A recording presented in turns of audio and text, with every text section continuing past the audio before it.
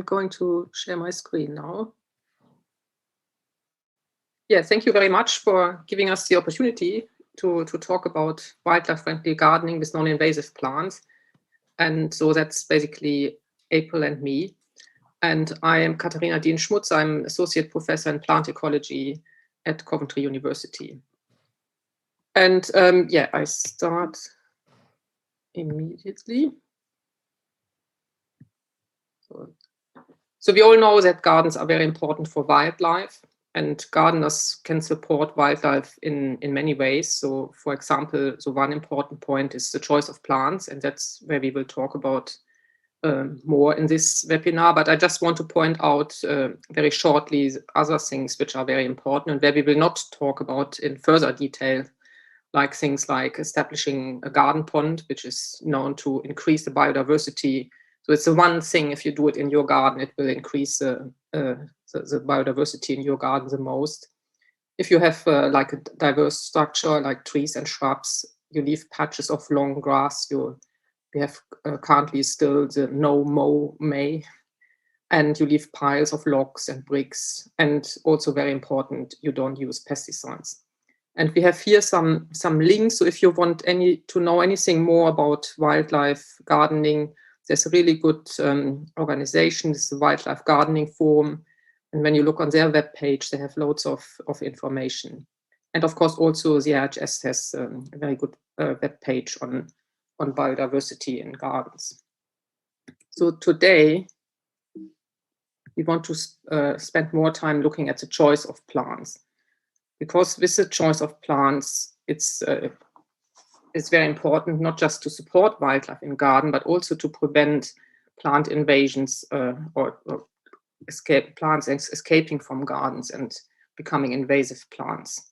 Because ornamental plants are actually the major source for plant invasions all over the world. So in every country where people look at the pathways, how ornamental plants have, or how invasive plants have, where they originate from, it's always the majority of plants have been deliberately introduced and first used as ornamental plants before they then spread out of gardens. So that's why it's so important which plants you choose. So if you look, for example, at the flora of the British Isles, there's a very nice book from Stace and Crawley, published now 60 years ago. And they found, so they did a very good assessment of all the alien plants in Britain, that there are more than 2,000 alien species in the British flora. And if you should compare this to the number of native species, which is about 1,560. So we have already more alien species, alien plants than natives in the British flora. And altogether, they estimate that there are about 4,000 aliens. So if you would also exclude extinct and very rare alien species. So alien species can also get extinct. So it's not that all of these are spreading and very widely distributed. But then if you look at these 2,000 plants, then you can see that the majority of these have been introduced intentionally for horticulture. And it's also very important to say that only very few of these alien plants have actually major negative impacts. So even though most are ornamental introductions, only very few of the plants that escape gardens can become problematic and have negative impacts. So it's very important, but still it's very important to identify these few so we can all still have fun with ornamental alien plants in our gardens without doing any harm to outside to any wildlife. Yeah, this is just to show you very shortly what Stace and Crawley have analyzed in their book, and you can see this on top. This is the number of species that have been introduced originally for horticulture and can now be found in the British flora. The next common one is way below. That's introductions with wool. So this is not a pathway which is very active anymore. So this is mainly from wool imported maybe 100 years ago to the wool mills. And in this wool from the sheep, there were seeds from plants. So these are also mainly accidental introductions. Yeah, and then you can see all these other small and less important pathways. So if we look at the economic impact of these invasive species, so there has been an assessment of all invasive species in Britain. It's now more than 10 years old, but still they came up with a very impressive number of economic costs of 1.7 billion per year. So that's probably today much more. And it's also important to keep in mind that they mainly looked at control costs. But if you look at this list of the, I think it's 15 plants here, so the top most expensive ones, there are basically 4 plants included. And out of these, 3 have been originally introduced as ornamental species. Yeah, just to show you one example, which probably most people are familiar with and have seen. This is Rhododendron ponticum, and it's native here around the Black Sea, but also has native occurrences in Portugal and in Spain. And from there, it has actually been introduced to Britain in the 18th century. So this is basically just to underline the definition, what is an invasive species. It's a species which has been transported outside its natural range by human assistance and is now spreading and has an economic or negative impact in this new non-native range. There's actually also occurrences here in the Netherlands and I think in Belgium, and there are some is also established in Norway. And it's also important to keep in mind that so this invasiveness definition we use here includes that the species has negative impacts, but ecologists often use the term, or originally used the term invasive to include all species that are established and then spreading in the new range, even if there were no documented negative impacts. But here we always, when we mention invasive species, we mean the ones which have negative impacts. Yeah, just to point out here again, so the species was introduced in 1763 and then first recorded in the wild in 1841. So this is a time lag of 78 years. And it then took another 100 years before it was actually recognized that it is a problem, and also control measures started, maybe even later than these 100 years. And this is very important to keep in mind, that the plants we have now in our gardens so it could take a very long time until they will become problematic and cause these big impacts. So next, let us just look at, so why are these ornamental plants so successful? Of course, the first reason is that people select these plants that they grow well. Of course, you wouldn't try to plant lots of plants that are not growing in this climate.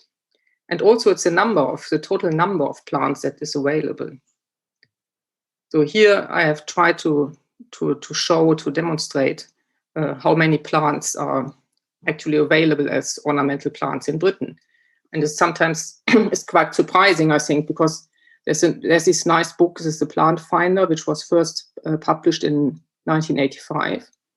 And in this book, when they published it the first time, they listed 22,000 plants, which of course includes cultivars. So that's very important and to keep in mind. But and this is quite a recent period, I think, when you going up to the latest edition, we have now 81,000 plants, also including cultivars. And it's not really known how many of these are species. But so some species have, like Rhododendron, there I think there's more than 500 cultivars from one species. And so, but even if we estimate that there just a quarter would be species, then that's still 10 times more than the number of native species in the British flora. So now our problem is we have 81,000 plants on sale, which all will go at least once maybe, or in all the gardens. We have here 22 million gardens. And so we have, if we take this and also think about the lag times I showed for rhododendron, and I mean the average, so rhododendron is more on the fast side, the average time lag for a species from the time of introduction and first record outside of a garden is 125 years. This basically means that all our future invasive plants are already in our gardens. So we also here just to remind you of the number of plants and the number of non-native species. So now we have a chance basically to prevent these plants that are already in our garden to spread outside and become future problem species. And that's why this is here just to show you a few, and this is basically where we come in with our plant alert project. So we want basically to find these plants before they actually have a chance to spread outside, and to act earlier and not wait 100 years. And so I think in the next part, so these are some plants we have already identified with plant alerts that are not yet a big problem outside gardens maybe, but already spreading in gardens, and they might be problematic in the future. And so in the next bit, April will tell you more about these plants and what could be nice alternatives, so we don't have to have them anymore and don't plant them very widely, then we can still prevent them spreading outside gardens. And to give you a little impression of what Plant Alert is actually doing, we have here put this interactive link. So I think, Lucy, if you could post this link maybe in the chat, or you can also, if you have a mobile phone, you can take a picture of this QR code. And then if you can think of any plants in your garden that are spreading, and maybe they spread, so what in Plant Alert, we ask you to report the ones that spread and are also causing you a control problem, basically. I mean, it's nice if a plant is spreading, but if it's taking over your garden or a certain area of your garden and you realize you're actually weeding this ornamental plant, these are the ones we are really interested in. So if you now, I will stop sharing now, and then people can go to this, I don't know, shall I, maybe I share my web page now. No, where is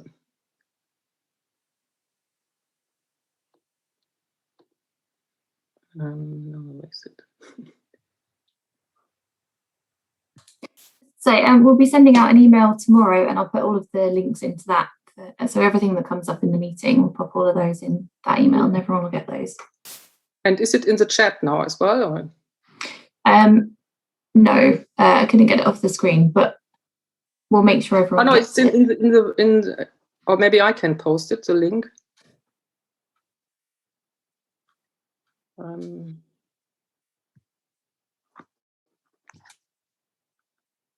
I can't share the view of it, so even though I have opened it in my.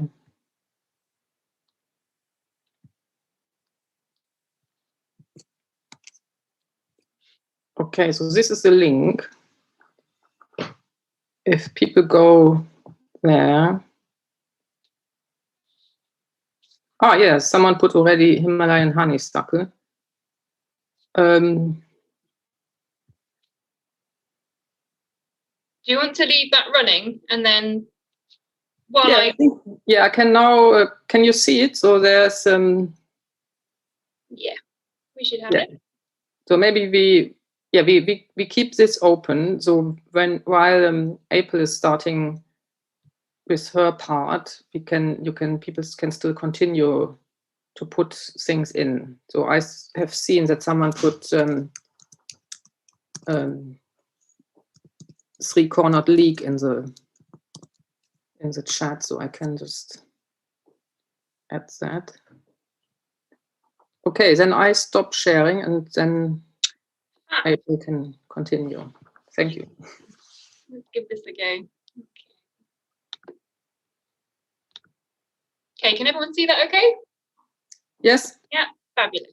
Okay. So, what can be done if you've got an ornamental plant in your garden which is causing you trouble? This is where Plant Alert comes in. So if a researcher comes and does a one-off survey in your garden to look at the ornamental plants growing, they're only going to see a snapshot. They don't see the gardener's management or the plant's long-term behaviour within it. So Plant Alert is a long-term, open-ended citizen science project covering the UK, which we launched in 2019. The aim of the project is to prevent future plant invasions by identifying invasive ornamental plants before they become a problem. It's based on the knowledge that most invasive plants with negative impacts on the environment have been introduced, as Katharina's already mentioned, as ornamental garden plants. And we believe gardeners are therefore well placed to spot potentially invasive plants early on. Plant Alert is an online recording system. It's hosted by the Botanical Society of Britain and Ireland. You might know the BSBI. They do most of the botanical recording in the UK. And this gives us the benefit of linking all the data from Plant Alert to their database and long-term recording efforts into the future.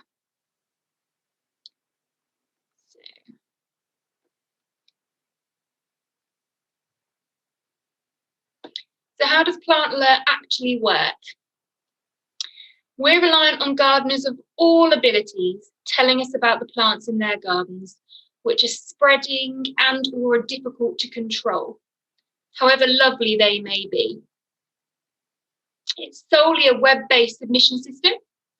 You may only have 1 or 2 plants to report from your garden at one point. The next time, maybe in several years. The web page is designed in a way that it works easily on a mobile phone, so you can report even while you're in the garden if you really wanted to. When you report a garden plant to us, this allows us to map your plant records against those of botanical recorders across the UK.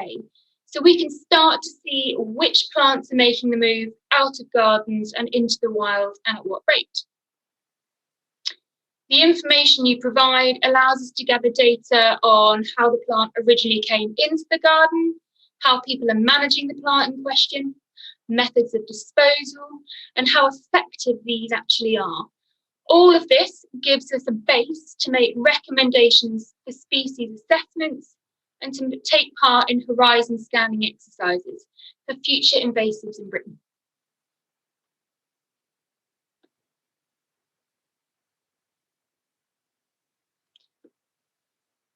Hopefully, many ornamental plants in your garden will spread, and this is a sign they are growing really, really well. We only want to know about those garden plants that are spreading to an extent that you have to control them to prevent them overgrowing other plants or parts of your garden where you don't want them. So such qualities include easily setting seed, spreading by rhizome or stolon, regrowth from root fragments, vigorous or dominant growth habit.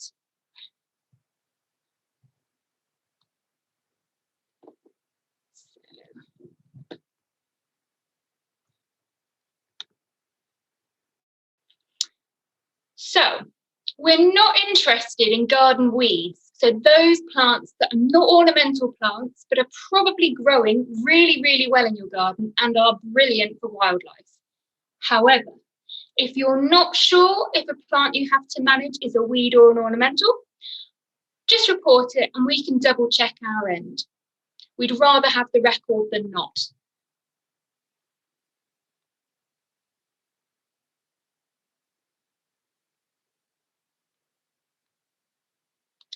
If you don't feel confident in identifying the plant in question, we still want your record, although it is essential you provide photos.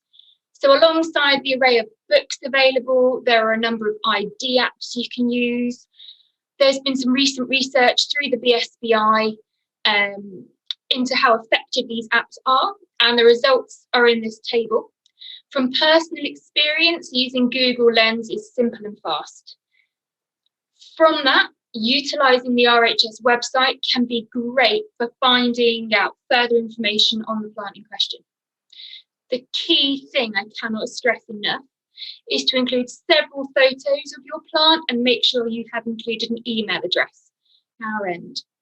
We'd rather have the record than not.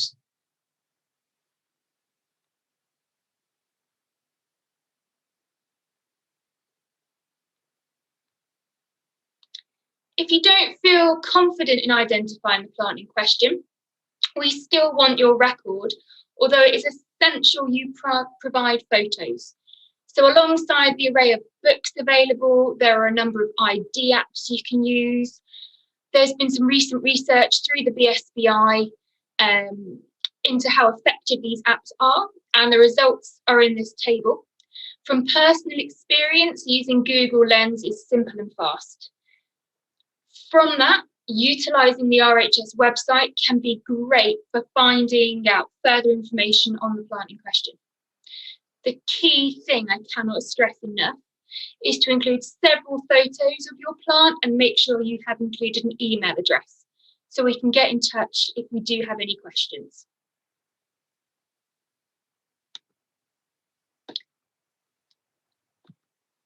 As of May 2021, we've received 194 individual species records from 500 unique records. The image you're seeing here is from our results page. Here you can click on the page markers, see the results in that area of plants people have reported in their gardens, have a bit of a spy, see what else is causing trouble in other people's gardens in your local area. I've also included some of our most frequently reported plants that you can see on the right-hand side here, which you can also see on our results page, and that changes as the results are updated regularly. So I'll give you a few moments just to have a look at that list, see if you recognise any you may have in your own garden or not.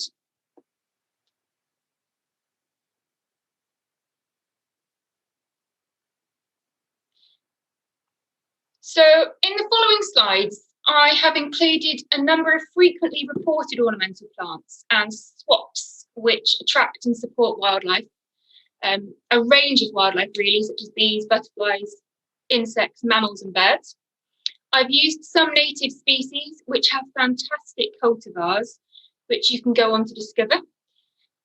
I must stress at this point, even if something is labelled as native, please do not plant any garden plant anywhere other than in your garden. This also applies to their disposal.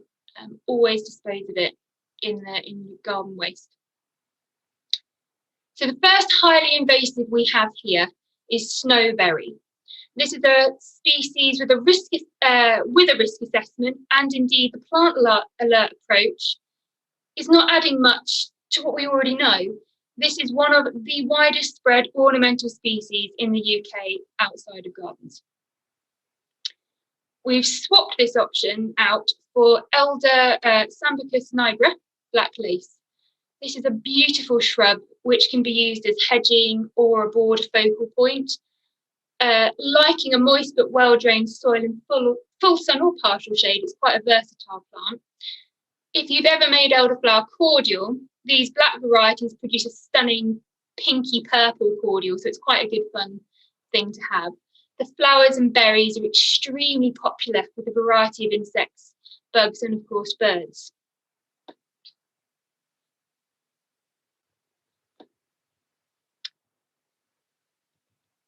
So Himalayan honeysuckle is already quite well spread by the number of records within the BSBI database outside of gardens. It's being used as a decorative border shrub and as cover in large-scale plantings. We've received 19 records. It's the fourth most frequent species in our list and is now the first species being reported to the Non-Native Species Secretariat to be recommended for a risk assessment. We also get comments stating this species is spreading in woodland, close to houses, so this reinforces the need for a rapid risk assessment of this plant. An alternative is Gordon's currant, which is an attractive ornamental currant with aromatic dark green leaves. In late spring and early summer, these dense trusses of small red and yellow flowers appear. They are extremely attractive to bees and other pollinators. It prefers a moist soil and full sun. But again, another good choice for hedging or border structure. You could, of course, if you use red or black currants, or indeed gooseberry if you wanted an edible alternative. They're all a really good choice. And of course, those berries, if you want to share them with wildlife, are a good choice for our garden birds as well. So looking at climbers, salmonberry, Rubus spectabilis, has recently started rapidly spreading, mainly in Scotland and Ireland. So this is a species we're keeping an eye on and would appreciate any further records if you have experience of it. An alternative is a clematis cultivar Hagley hybrid, which is a compact, deciduous, strong climber, which benefits from light shade to produce the best flower coloration from summer all the way to early autumn. And it's also great on a north-facing wall, so it's quite a good doer. And again, really good for a range of pollinators, including bees.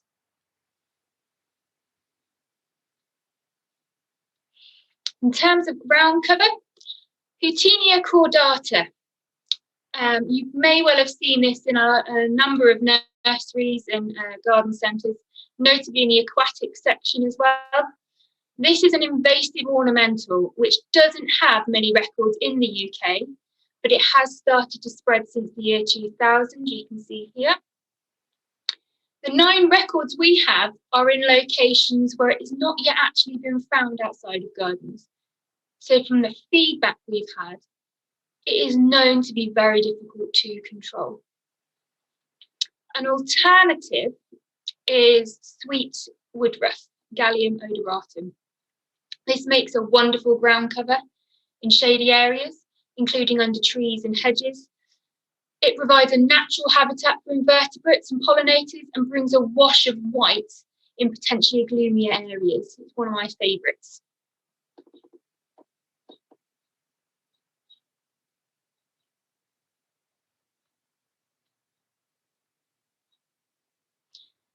So in terms of grasses and more architectural plants, I'm highlighting here New Zealand windgrass.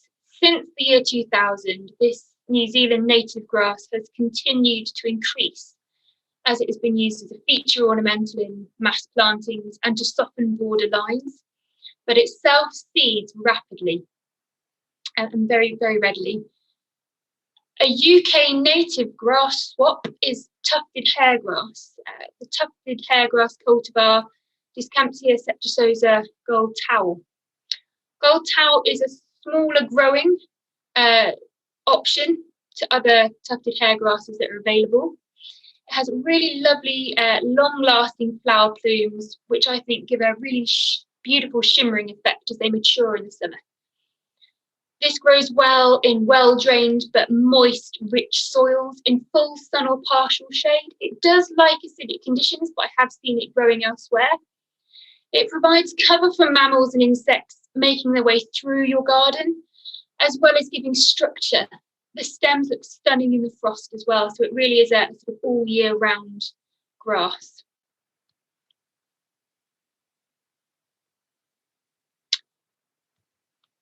So some further ideas. This is just for you to have a look at in your own time, but included on this slide are a few other species which could be used in wildlife gardening when being mindful of invasive ornamentals. So all apart from Fuchsia genii are native plants with a range of cultivars available.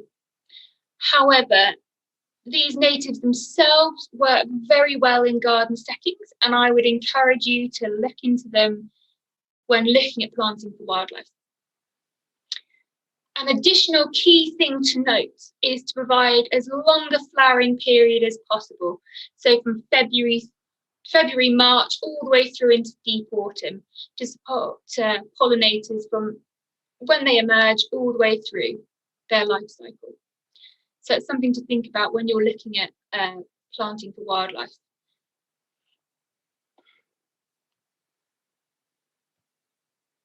So I'll give you a few moments just to take a look at those and take them on board.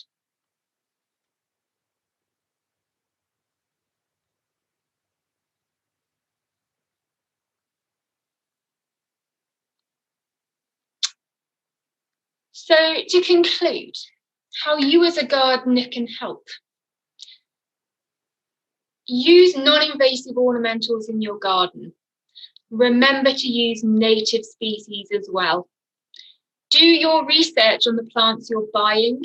Make use of advice from the RHS. I cannot stress enough. They have got a host of information available on hundreds, thousands of plants that are on sale. Utilise the knowledge of growing nurseries as well to gain a full picture of the plant's habit. So when you're in that nursery, ask the staff there about the plant's habit. Don't just rely on the plant's label to tell you everything. So going forward, submit any records of problematic ornamental plants to Plant Alert. If you've got something in your garden that's being a bit thuggish, that's causing you problems, put it onto our Plant Alert records so we can track it and see what's happening into the future with if other people have the same problem.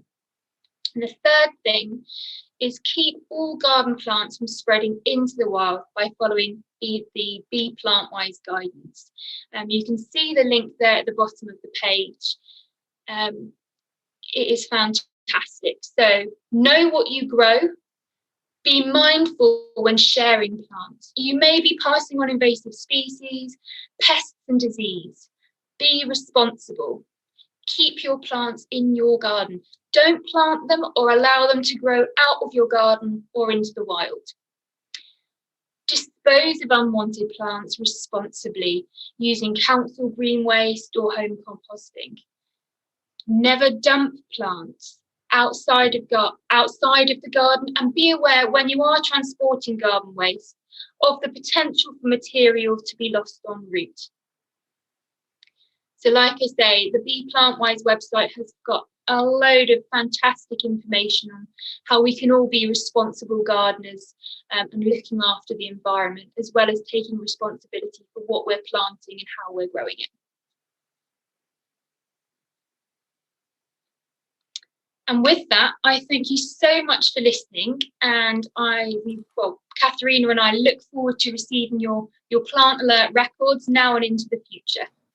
And hopefully, I've seen we've got some bits going on the chat, so I shall. Yeah, thank you both for such lovely talks. Lots to think about, and it's made me really hope some nice weather this weekend to get out into the garden. I thought what you were saying about prevention just being so important in dealing with invasive species. So Plant Alert is just going to be a great tool for that, for the invaders of the future. If we can prevent things from becoming a problem in the first place, and it saves time, money, the environment, everything. So yeah, really useful tool. Shall I go through? I'll read out any questions to you and then let you answer them. So I think the first one we've got here, can you suggest any good swaps for tidal or brackish areas? Ooh. It might be worth mentioning that there'll be more kind of swaps coming later, the sort of piece of work that you're doing. Katharina, do you want to?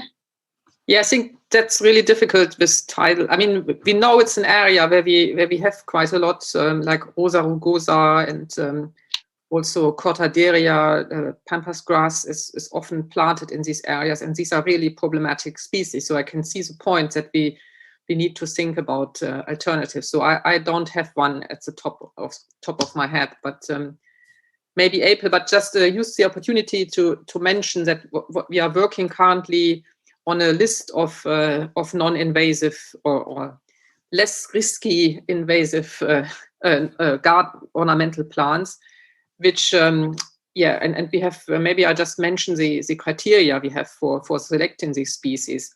So for these, we make sure that they are not widespread or naturalized in Britain already. So we check this with the BSBI. They have a great database. So we make sure that any plants that have already records outside of gardens are not on the list, or maybe they have just a very few. And if they have a very few, we check in other databases. So also we check for all the plants that are on the list that they are not known to be invasive in any other countries, because this is a very good criterion which has been proven to be one of the best, basically, to predict of any plant, if any plant might become invasive anywhere else.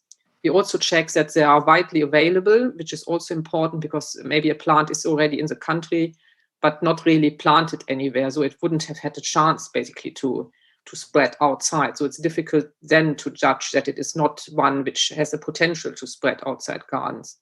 And we also make sure that the plant hasn't been introduced just now. So that's also where we use the plant finder for. We check in an older edition of the plant finder if the plant was already popular, maybe 20 years, or sometimes even in the very early edition of the plant finder, because then we know if a plant has been a popular garden plant for more than, we can only go that far back to some extent, because we don't have a plant finder before.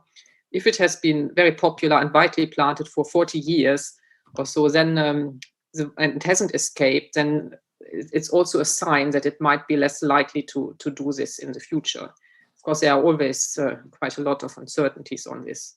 And also to say, if any plant is not on the list, that doesn't mean it is an invasive problematic species. But because we recommend these plants for non-invasive gardening, we want to be very, very sure. So we have excluded quite a lot of species that have been in previous versions, but this is not to say these are bad plants. So we always want to emphasize this. I don't know if, April, have you come up with an idea for a title? I haven't yet, but I'll look into it, and we can put it maybe in the links after the session. I've just seen on the chat someone's just mentioned that Plant Life and the RHS have produced a good booklet called Gardening Without Harmful Invasive Plants. We're basically updating that booklet and producing a refreshed list. So those lists will be heading out, well, sooner rather than later, hopefully. So when they're out and about, we'll put them on our Twitter and things like that. I'm sure the Non-Native Species Secretariat will. Yeah, people can contact us if they'd like to be kept updated, and we can send out a link when they're available. I can just see there's another question there. Can plant alert be used for already escaped garden plants?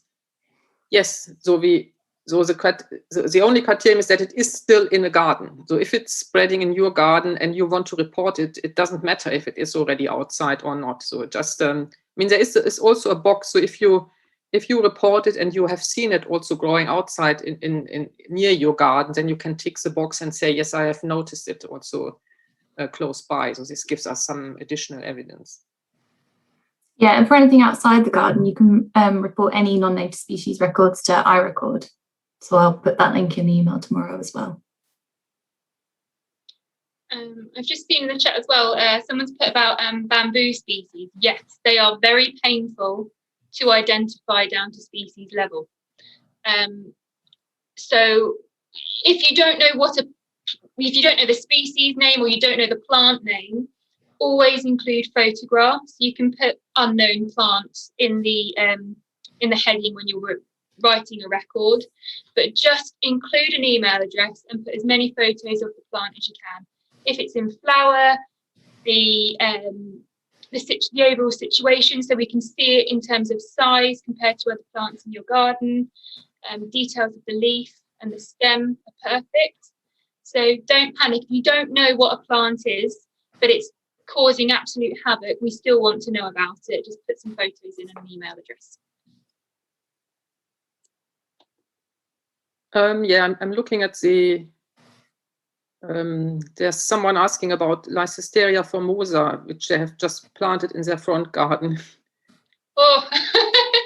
I think maybe you keep an eye on it. I wouldn't go now and rip it off. I think it's mainly spread by birds. I think that's a problem. Then it's difficult. I don't know if you want to remove the berries, but they look quite nice, so it's a feature of the plant. So, it is still widely planted. So I know, and we also, the other part of the question was professional gardeners. So we have some professional gardeners. I think there's someone in Manchester. Where is she? I don't know. She's very active, and it's very nice. So we get loads of she reports from from the gardens of her customers, basically. And that's really good, because then professional gardeners are also often very, very knowledgeable about the plants, and we can be very sure with the identification. So that's quite good.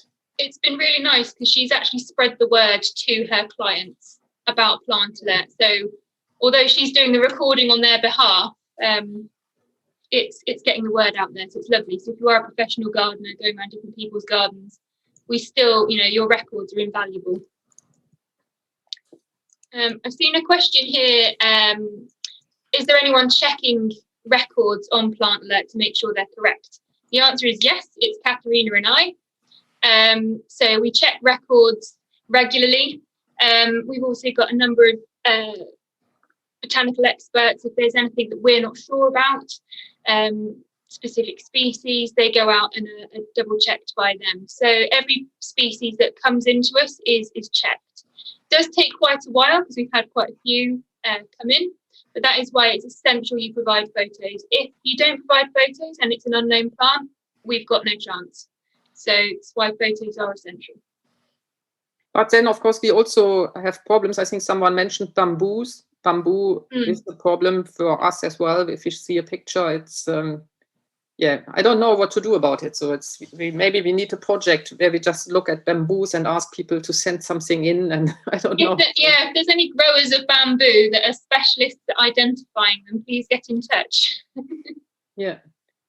And there's another point, someone saying he bought something of euphorbia from a nursery, and it has now spread over his garden. Should the nurseries? Yeah, I think that's what we are. Also, what is an aim where we think that nurseries or gardeners should be more aware that their customers are basically not happy if they buy plants which are then become a problem in their gardens. And it would be quite easy to include some information. Maybe keep some plants in a pot. Don't plant them next to a river or to some other wetlands, or put a barrier or whatever. Or maybe don't plant or don't sell them at all, some of them maybe.